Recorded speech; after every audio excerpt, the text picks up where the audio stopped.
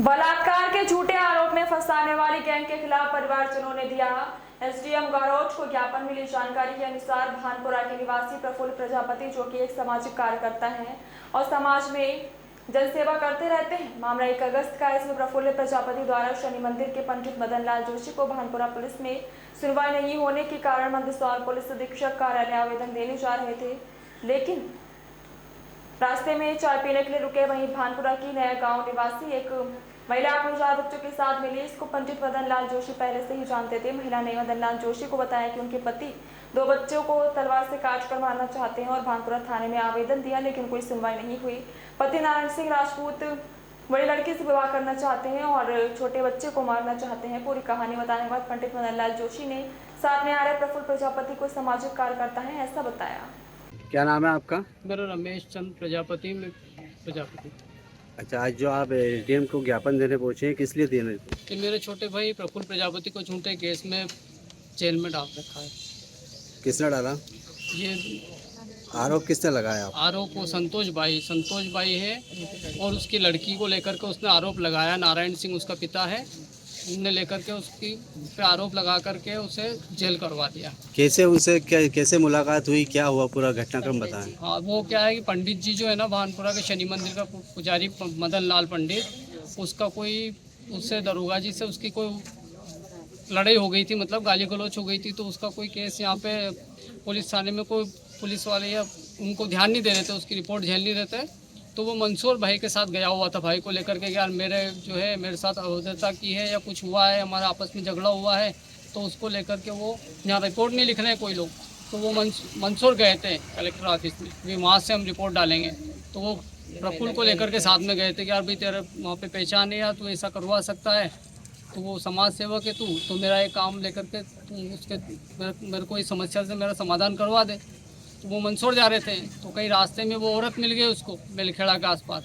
वो 4 ही बच्चे भी उसके साथ ही थे। और उसके बाद फिर वो वहाँ पे उन पंडित जी की पहचान की, उसने उनकी समस्या बताई उस औरत ने, भाई मेरा पति मेरे को मारना चाहता है, तलवार से काटना चाहता है और मेरी बच्ची के साथ अभद्रता करके जबरदस्ती उसके साथ भी विवाह करना चाहता है, क्योंकि वो बच्ची उसकी नहीं है, पहले वाले पति की, उसकी जो ब्राह्मण समाज का था वो उसकी बच्ची, बाकी 3 बच्चे उसके वर्तमान पति के हैं। तो ऐसी बात बोली उसने, भाई मेरा पति मेरी बच्ची को बीवी बना के रखना चाहता है, उससे शादी करना चाहता है और हम तीनों को मारना चाहता है, हमको मार देगा और उससे शादी करेगा। तो ऐसी समस्या को लेकर के वो घर छोड़ के भाग गई, इधर उधर भटक रही थी, परेशान हो रही थी। तो उस पंडित की पहचान की थी, तो उन्होंने बस में गाड़ी में बिठा लिया उनको, ठीक है भाई तेरी समस्या, तो हम वहाँ जाके कलेक्टर ऑफिस में जा के वहाँ इसकी शिकायत करेंगे।